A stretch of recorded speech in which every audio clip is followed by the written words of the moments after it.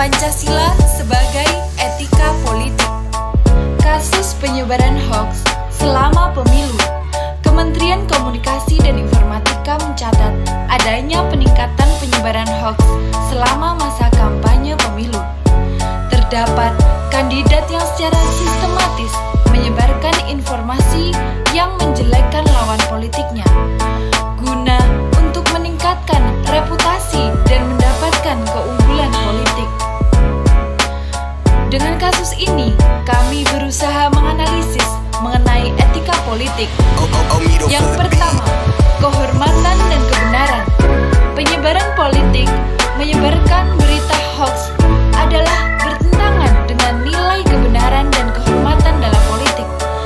Kandidat seharusnya memberikan informasi yang akurat kepada pemilih untuk mereka membuat keputusan yang tepat.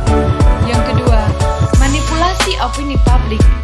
Tindakan seperti ini dapat memanipulasi opini publik yang merupakan pelanggaran etika politik karena mengarah pemilih yang tidak terkonsisten. 3. Kualitas pemilih berdasarkan fakta. Harusnya penyebaran hoax ini sesuai dengan fakta yang ada. Yang keempat, kerugian demokrasi. Tindakan ini sangat merugikan demokrasi karena mempengaruhi proses pemilihan yang seharusnya didasarkan pada informasi yang benar dan transparan. Etika politik dalam pemilu penting untuk memastikan kompetisi berjalan dengan adil, informatif, dan integritas secara demokrasi. Upaya ini untuk menghilangkan penyebaran hoax yang tersebar di wilayah Indonesia.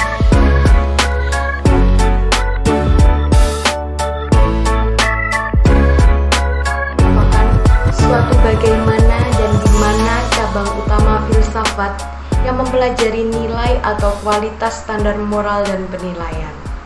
Sebagai ilmu, objek sebuah etika adalah perilaku manusia. Dr. Handes Haji Burhanuddin Salam mendefinisikan etika sebagai suatu cabang ilmu filsafat yang berbicara tentang nilai-nilai dan norma yang dapat menentukan perilaku manusia dalam kehidupannya. Dr. Handes Haji Gajabla juga berpendapat bahwa etika adalah teori tentang perilaku dan perbuatan manusia yang dipandang dari segi baik dan buruknya sejauh mana dapat ditentukan oleh akal manusia.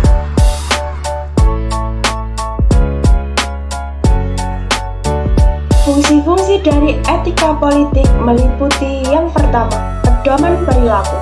Etika politik memberikan pedoman untuk perilaku yang jujur dan kejujuran dalam tindakan politik. Yang kedua adalah legitimasi. Etika politik berkontribusi pada legitimasi suatu pemerintahan. Yang ketiga, pembatasan kekuasaan. Etika politik menegaskan bahwa kekuasaan politik harus digunakan secara bertanggung jawab. Yang keempat, penyeimbangan konflik. Etika politik membantu dalam menyeimbangkan konflik antara kepentingan individu, kelompok, dan kepentingan umum. Yang kelima adalah membangun kepercayaan. Etika politik membantu membangun kepercayaan antara pemimpin politik dan masyarakat. Yang keenam, pengembangan norma dan nilai. Etika politik berperan dalam pengembangan norma serta nilai-nilai yang dijunjung tinggi dalam sebuah masyarakat.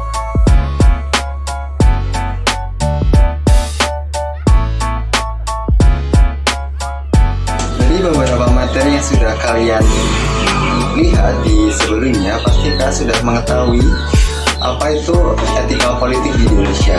Nah, pada kali ini saya akan menjelaskan tentang manfaat dari etika politik itu sendiri.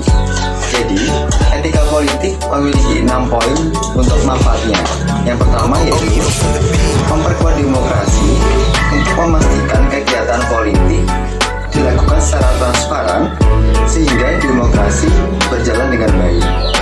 Yang kedua, ada menciptakan kepercayaan masyarakat kepada pemerintah. Yang ketiga adalah stabilitas sosial, yang berarti menciptakan stabilitas di masyarakat sehingga tak ada lagi kesenjangan sosial di masyarakat tersebut. Yang keempat ada keadilan, yaitu menciptakan prinsip keadilan, kesejahteraan, dan hak asasi manusia serta menjamin perlakuan adil di lingkup masyarakat. Yang kelima adalah pembangunan berkelanjutan. Pemerintah dapat mendorong pembangunan berkelanjutan terhadap lingkungan dan melalui kebijakan yang didasarkan untuk memenuhi kebutuhan masyarakat. Dan yang terakhir, yang keenam adalah resolusi konflik. Jadi, etika politik membantu menyelesaikan konflik secara damai dan konstruktif serta mencegah eskalasi konflik yang merugikan masyarakat dan kepemimpinan Indonesia.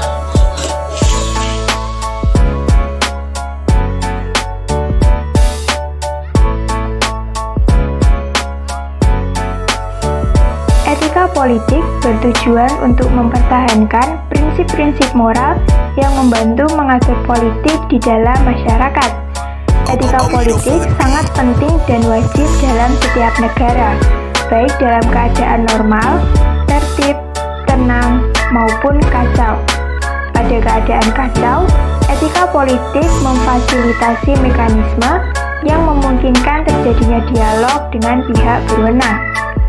Ruang lingkup dari etika politik hanya terbatas pada teori-teori yang membahas jalur-jalur yang bertanggung jawab dalam aktivitas legitimasi politik.